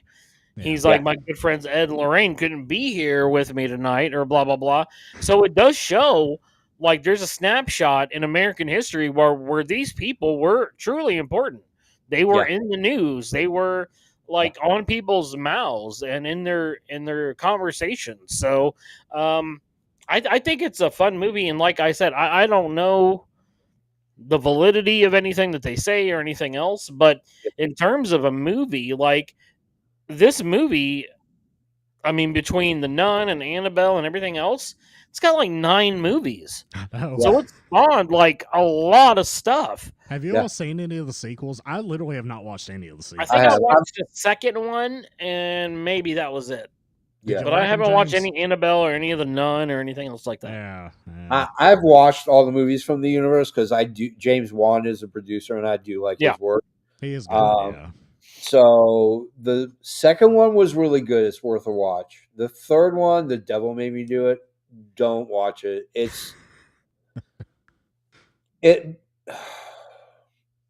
it puts your main characters in a bad light because they are the ones who testified at this murder trial that this kid did not murder the other kid because he was possessed by the devil. Oh, jeez. Yeah.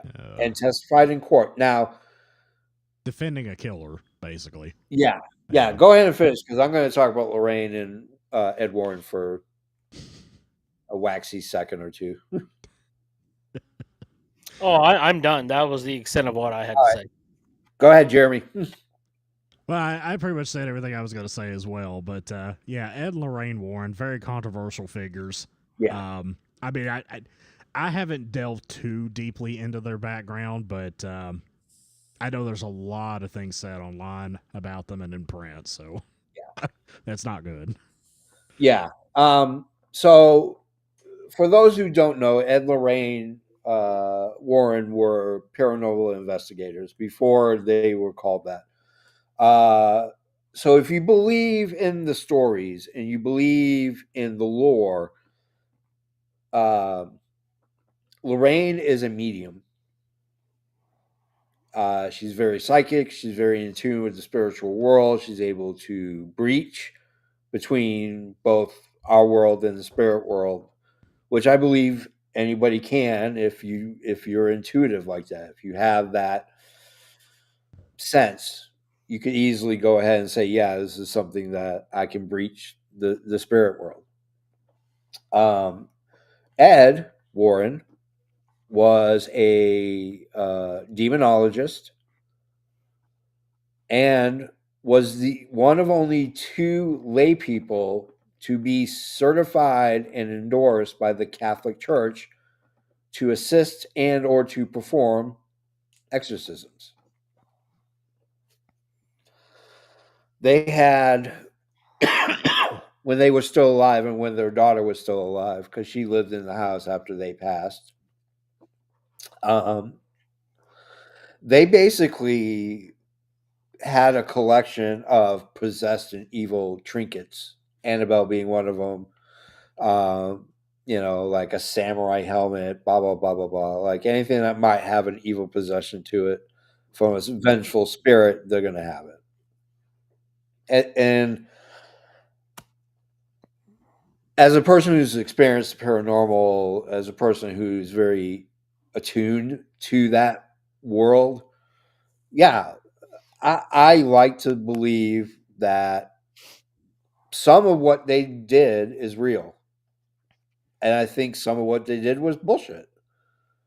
Because let's be honest, once you get past the height and the excitement of the satanic panic of the 70s and the 80s, what are you going to do to earn money? Yeah. Now, both of them had college degrees. Ed had a master's. For the life of me, I can't recall what it was, but it wasn't in demonology. That's for damn sure. Maybe today at USC you can major in demonology or whatever, but back in this day, no. It reminds me of Peter Venkman in Ghostbusters. He's like, I have PhDs in parapsychology and psychology. Yeah. I gotta just make up my own shit. Hey, I'm the doctor of thugonomics, so there you go. Oh, right. But yeah, the movie itself is a fascinating movie. It is an absolutely bonkers of a movie. I love it. It's scary as shit. When you can't see the enemy, that's when it becomes real. When you can't see that enemy that's trying to kill you, That's when it's real. They So just start dragging you down the hall like in the Yeah. movie. Yeah. Yeah. There you go. All right, let's go to number 3. I just want to preface this by saying that the next 3 movies we talk about are interchangeable. Yes. Interchangeable. There is no way in hell any of these are solidified in the top 3. But number 3, as we chose, is The Shining. Yes. Jeremy, go first. I absolutely love The Shining. I have read the Stephen King novel twice now. And, obviously the Kubrick film is a bit of a deviation in the sense of that you can't do a 600-page book. Yeah. in a movie that's less than 8 hours long. You know, and I know that's what Stephen King wants. He famously hates this version of it. But Kubrick did a fantastic job. Visually, the look and the feel of this movie is absolutely terrifying. Yeah. It just is. It's a great story. Jack Torrance, played by Jack Nicholson here, it's just an absolutely great performance. Yeah. It's just absolutely amazing. Yeah. I love the scene, the blood going down the hall with the music just slowly, the visualization of that, the visualization of the creepy girls in the hall, and as the boy's riding his tricycle or whatever around. Yeah. The weird scene with the furry and the man that just is completely unexplained in one of the hotel rooms. It's just, there's all kinds of just weird, creepy shit in The Shining that just blows your mind. And to see the slow descent into madness of the main character, and Jack Nicholson was absolutely golden playing this role. Absolutely brilliant. They could have, I don't think they could have gotten anybody better to play this. No.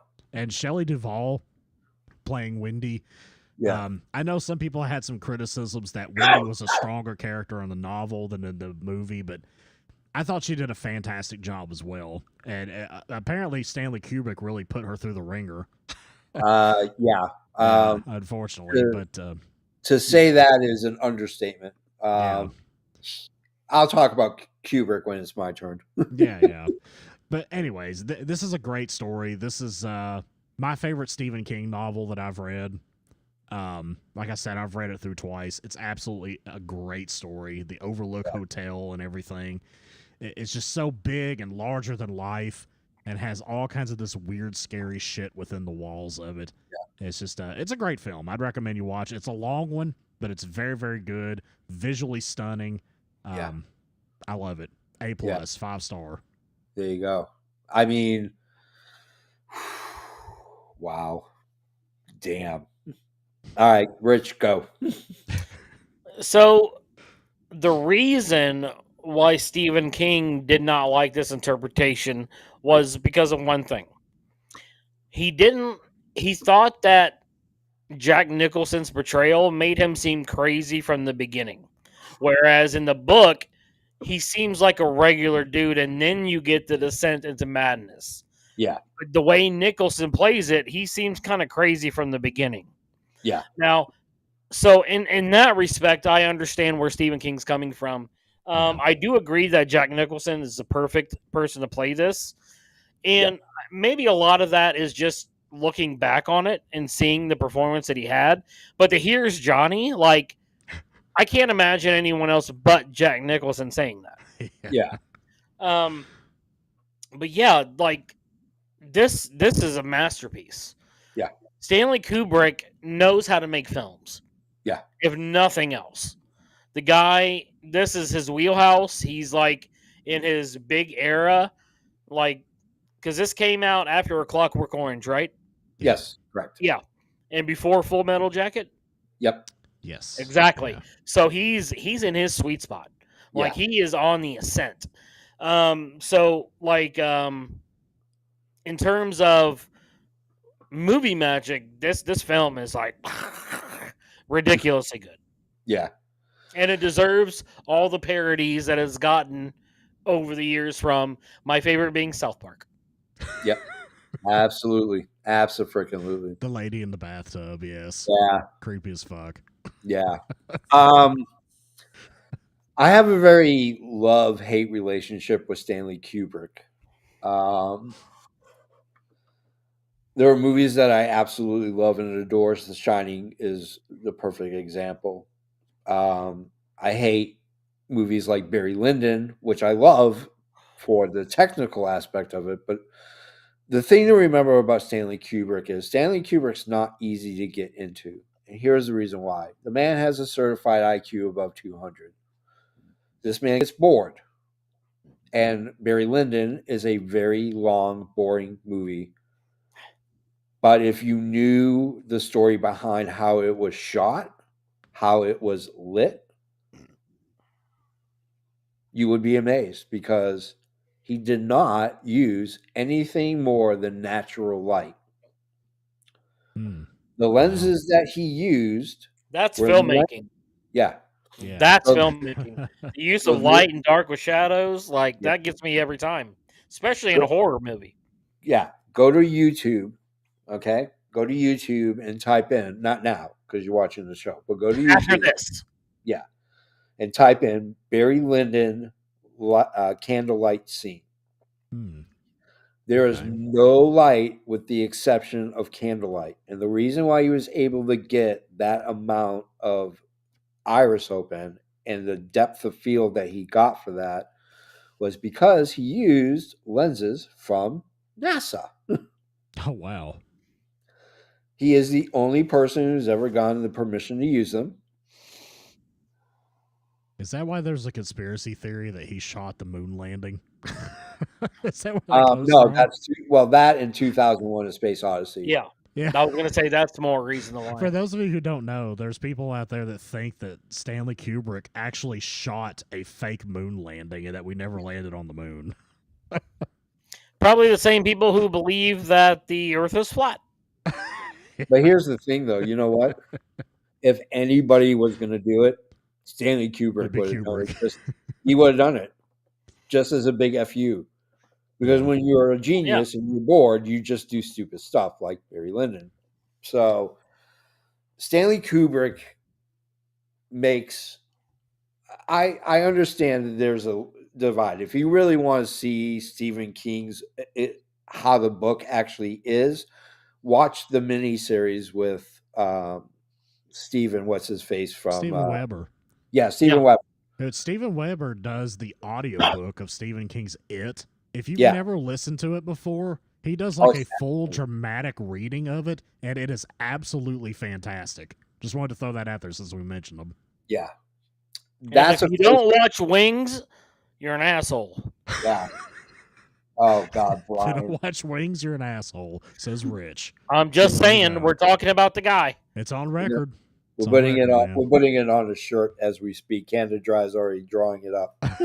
If you don't watch Wigs, you're an asshole. I would always think that, like, and I had this thought that it would be cool. I know they had the TV series of The Shining, but would it be cool if, like, there was a Netflix adaptation where they did it in more long form like that I agree. and had like a 6 to 8 episode part, each episode about an hour long, and then they could really flesh out the characters and the events of the entire novel.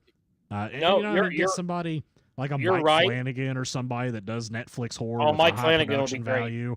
I think he would. I think that would be fantastic if they did that. The only problem with that, Jeremy, is you're going to have to wait 5 years because Dr. Sleep just came out like 2 or 3 years ago. And you need that little bit of a time to give the generation a palate cleanser. But Yeah. yes, Wow. in like 5 years by 2030, we should definitely get a Netflix Mike Flanagan adaptation of The Shining. That would be the tits. Yeah. It would. It would absolutely. There's a reason why The Shining is not going to be done that way, and it is because of Mike Flanagan. It's not Mike Flanagan's fault, but No. Dr. Sleep bombed. It bombed at the box office. And they had Ewan McGregor. I think The Shining has more cachet though than Doctor Sleep. I agree. Yeah. I agree full-heartedly. So Stanley Kubrick is a genius. If you want to know why every camera shot, even as you're walking through everything, looks smooth, it is because that is the first time it was ever used. It was called a Steadicam. Oh wow. Steadicam has changed quite a bit since, but as a Steadicam operator myself, it is a full suit that you wear. It's a harness, and then you have an articulating arm, and then you have counterweight on the bottom, and you put your camera on the top, and you can walk, and no matter where you go, camera stays still 150%. You can now get a gimbal for your phone that fits in your hand. Mm-hmm. My suit weighs probably about anywhere from 80 to 140 pounds, depending on what camera I'm using and how many batteries and monitors and stuff like that. So it takes a lot of work to learn how to become a Steadicam operator, but this is the first time. Stanley Kubrick, he is just a genius. I don't want to talk about the movie is absolutely amazing. I watched it within the last couple of days again.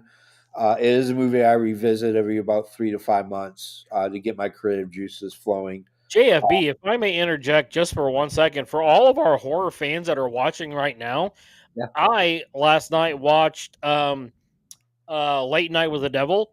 Yeah. Go to Prime right now. Yeah. You can get a 7-day free trial of AMC Plus. And Yep. let me tell you, the amount of horror movies they have going right now is Yeah. well worth the 7-day free trial. It is. We're in spooky season, guys. Like, this is the time. I They have keep so AMC many Plus. things on there. It's ridiculous. I'm sorry, JFB. And no, Oh, we're not no. getting any money from AMC on this. But AMC, if you're watching it,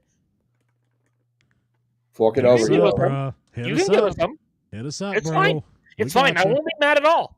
No, we'll sell out. I got no problem with that at all. We'll all be wearing Walking Dead shit next week. Hell yeah, we will. I'll Hell get yeah, we AMC will. tattooed on my forehead.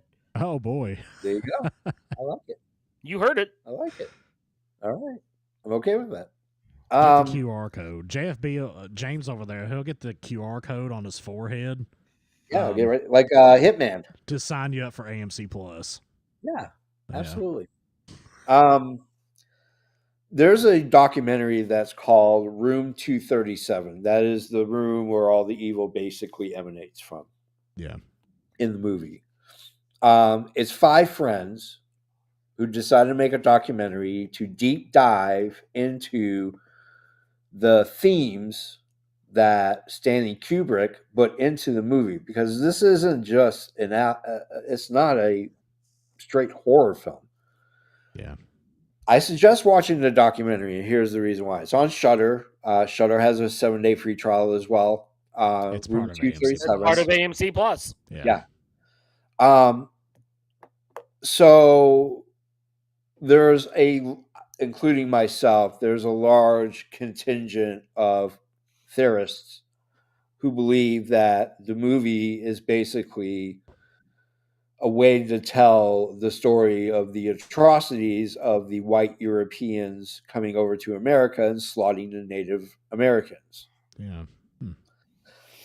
And when you look and realize that, number one, they tell you pretty early in the movie that this is on an ancient Native American or Indian burial ground.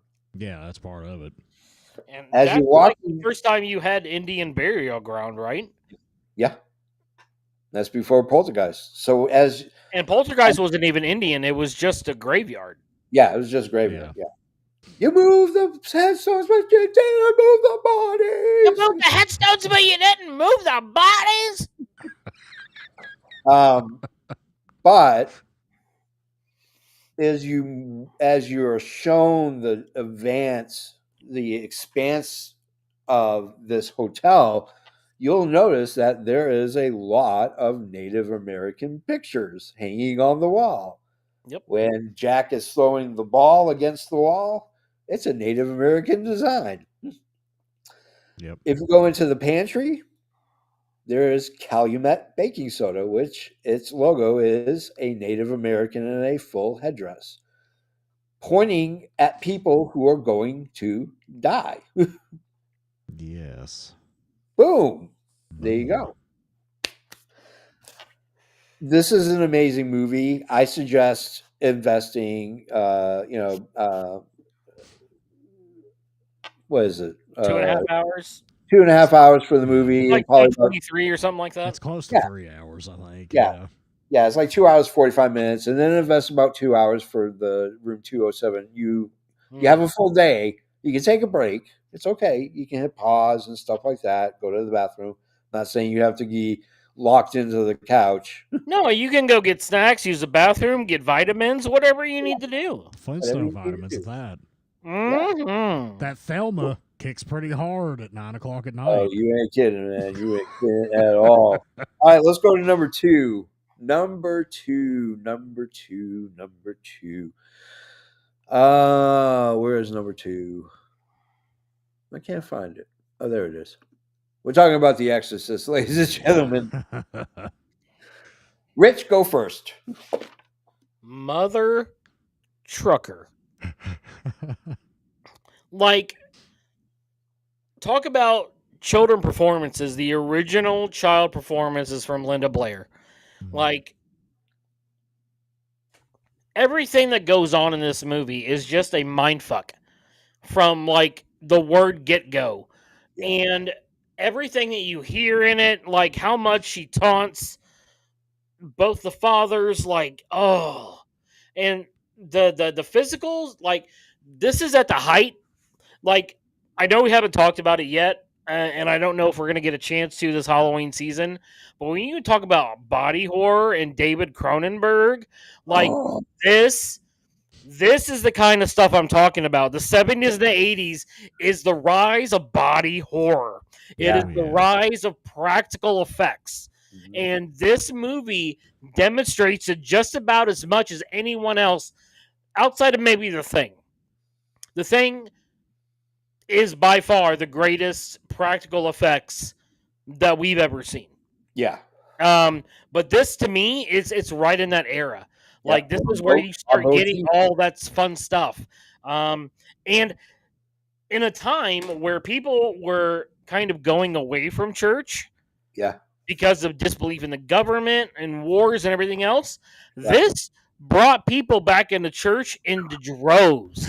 Yep. In droves, because they were fearful of being possessed by a demon like Linda Blair was. This movie is, if you don't put this in the Mount Rushmore, then I don't consider you an expert. Let's talk to the expert. The Jeremy. effing expert. My old The effing moniker expert. around here. I could brush the dust off of that old moniker, slap it on right here where my name is. There you go. Yeah, I mean, like what Rich said, I think you could make a very strong argument. And a disclosure here in our group chat, I thought this one should be number one. Yeah. This very arguably could be the greatest horror film ever. Yeah. I mean, you could make a very strong, compelling argument for it. And I think I probably would make that argument, to be honest with you. It's got to come down to either that or Halloween 1978. One or the other has got to be the greatest of all time. Yeah. This movie, it is absolutely terrifying. I can just imagine what it would have been like in the 70s seeing it for the first time when it first came out. Yeah. Because this pushed the boundaries of what would have been acceptable to put on film and release. Yeah. And for those of you who haven't seen it, there's some very risque language and things that happen to this possessed little girl that I don't even know if you could put on film today. I really don't know. I don't know if you could actually do some of the shit that you did in this film and some of those scenes in a movie today without it being controversial and people calling for it to be canceled. It's scary. It's absolutely scary. It's terrifying to think of a little girl like being possessed by Pazuzu, this demon. Yeah. And just seeing all the crazy shit that goes on and priests coming in and trying to get it under control and vomiting green shit, heads spinning around, sexual talk.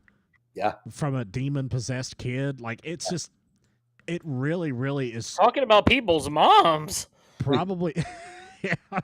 I'm not going to say the actual quote, but I don't want to get kicked off of YouTube or anything here. Not but, trying to get demonetized. Yeah, there's a very risque line of dialogue that you'll know when it hits you. Yeah. But this is a wild, wild film. And for a little girl to say that. Yeah. That's what I'm getting at in the sense of that I don't think you could do that today. Yeah. I think people would, people would make a big stink about that today. And I just kind of wonder how this went over in the 70s because I was born in 83, so I don't know. But I'd be curious to see what people actually walked out of the theater and said. If I could be a fly on the wall, that would be a fascinating sociological study for sure. I might do some research on that. Do some research on that, James, and that's what I'm saying. Like, it drove people back to Christianity. Like, that's how much of an effect it had on the general populace. Yeah. Like, it's not just a horror movie. It's like a pop culture turning point. Yeah. Well, I mean, even look at like the backwards walking, which was like, I think that was like in the director's cut or something, right, James? It was. Yeah, it wasn't in the original film, but it was in that. But I mean, you saw even to circle back to wrestling, since this is a wrestling channel, Bray Wyatt did that. Yeah. And he got that's what's doing it right now. Yeah, it's just right now. It's just one of those scary things of like seeing a child backwards moving the opposite of how they're supposed to, coming at you like an animal on all fours backwards. It's a terrifying fucking image. Yeah. It's just such a mind-bending movie that I think this has to be the scariest mind fuck of a movie of all time. Yeah, I agree. So I saw this when I was 11. Even though the video store clerk told me I did not want to watch this. Back in this time, I was a Catholic and a practicing Catholic. Oh, boy. And I popped the movie in. It wasn't dark, and I knew I wasn't going to want to watch it dark. And I watched it, and it's a very unnerving movie. That's the only word I can use to describe it. It's very unnerving because you're witnessing a force of nature, a force of spirit overtake a small child and abuse her and destroy her. An innocent child. Yeah, an innocent It's about the destruction of innocence. Yeah. Yeah. It's an unnerving movie. I agree that, you know what? I don't know what the hell I was thinking putting this number 2, but I mean, I'll explain to you why, JFB, when we get to number 1. Yeah. Yeah, just it's not a movie I watch very often. I usually will do it about once every 3 to 4 years on Halloween, on the day before Halloween, before I watch all the Halloween movies in a row on Halloween day. So, but it's unnerving. It really is. It's truly 100% unnerving. So let's go to number 1. I think Rich will kick this off, but we're going to talk about Poltergeist. Yes. So, Rich, go for it. This was one of my picks on here. Yeah. Poltergeist belongs in the number 1 spot for one reason and one reason only. It is the first big budget horror movie that we ever got. Yeah. You have to remember at the time, you have a very young Steven Spielberg who is on the rise, and you have the best practical effects person in Richard Edlund. Yeah. Who has been a horror icon for the last 10 years. Yep. And you finally get them together. And this is also one of the first times where you had all of this happening in a suburban home. Yep. You have Craig T. Nelson, the quintessential dad jock, like alpha male kind of guy. And you reach into this thing where it's not just a regular haunting. It's not a regular ghost. It's a fucking poltergeist. And that comes with a whole new set of problems. And if anyone tells you that they don't, when they hear a little small voice going, "They're here," if that doesn't send chills up your spine, Yeah. This was the quintessential horror movie. I'm not saying it's the scariest, but this is what helped put horror into the mainstream because of the names backing it. Yeah. What do you think, Jeremy? Yeah, this is a great film for sure. No doubt about it. And I know we kind of talked earlier about what a good introductory horror film would be. I think Poltergeist is a good one because this is a PG movie.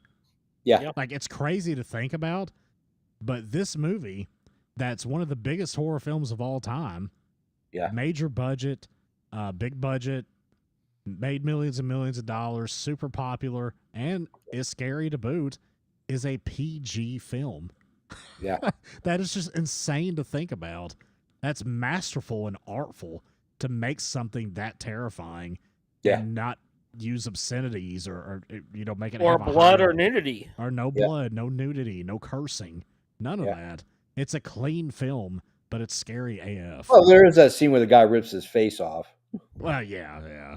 I mean, it's just a great movie. It's a lot of Yeah. fun. I love the fact that, like Rich said, it's in the suburban setting. Like, usually we kind of get it in like a country setting with like an old house that's like 100 years old with the Yeah. giant ceilings and everything, which I love that kind of architecture.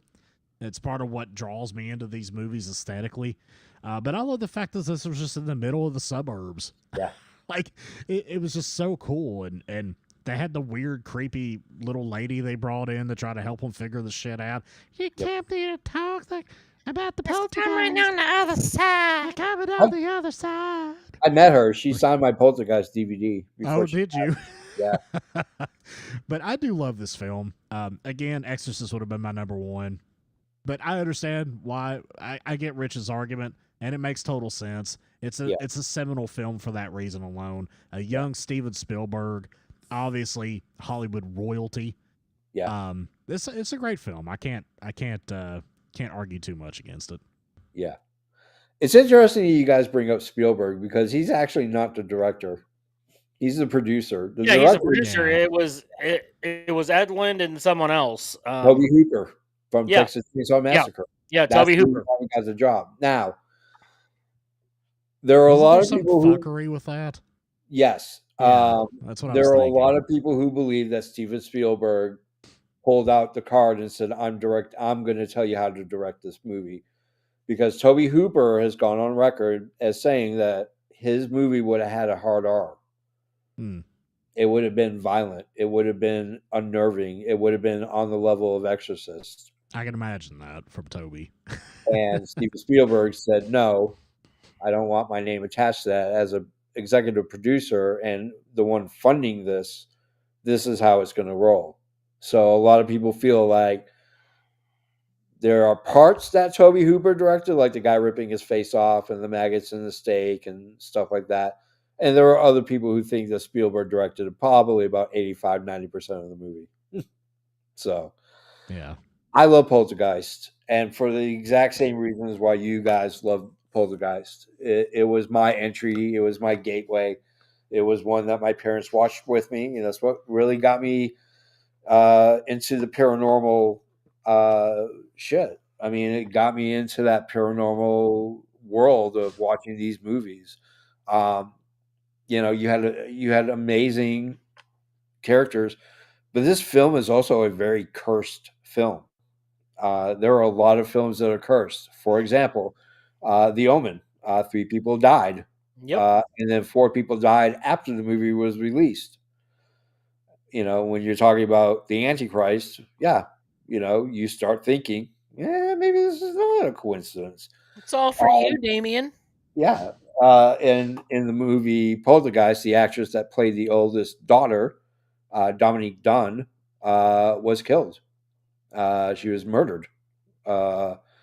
And the little girl, whose name escapes me, O'Rourke is the actress's name, Heather O'Rourke.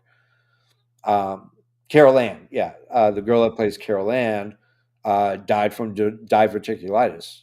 So she was in a couple of them, though, right? She was in the first two direct sequels. She was. So, I mean, we're talking like a stretch of time here. Yeah. It wasn't like immediately after the first one. No, it wasn't. But not to be the cynic here, but it's like, it happened a bit down the road. It wasn't Stop like ruining the fun, Jeremy. It's not immediately after the first film came out, something happened to the poor girl. Yeah. Well, it's funny because Jo Beth Williams, who plays the mother, has gone on record several times in stating that there were strange and unusual things that happened not only on set, but also that came with her. Lights would flicker, doors would unlock and open on the house she was renting while they were filming. So she went to a hotel. So, all right. guys, that's the end of the show, man. We are at 2 hours. Holy cow. We're 2 hours on the dot. Look at that. That was perfectly timed. Perfect. All right, guys. So all our links are down below, social media, all that other fun stuff. The only thing I ask is if you really like the show, you interact with us, click like, click subscribe, and then hit that bell in the corner because that's going to tell you when we're on live. Because Check the Gate is the only non-wrestling podcast that we have. Everything else is wrestling based. So if you're not a wrestling fan, it's understandable and it's okay. If you like the show, click like, click subscribe, hit the bell, and then share. Share it with your friends and family. Hey, you want to talk about guys just broing out or geeking out about nerding out about movies? There you go. Episode 3. If you want your friends to see the sexiest men that have ever existed on an internet podcast, AFW Network's the place for you. Hell yeah, my man. All right. So, on behalf of Jeremy, Rich, I am James. We'll see you next week on the cutting. Oh, next week is going to be 80 slashers, by the way. 80 slashers. I guarantee you the three of us will be here. And there's a good chance maybe a couple other people will join us too. So, yeah. All right. We'll see you later. See you on the cutting floor.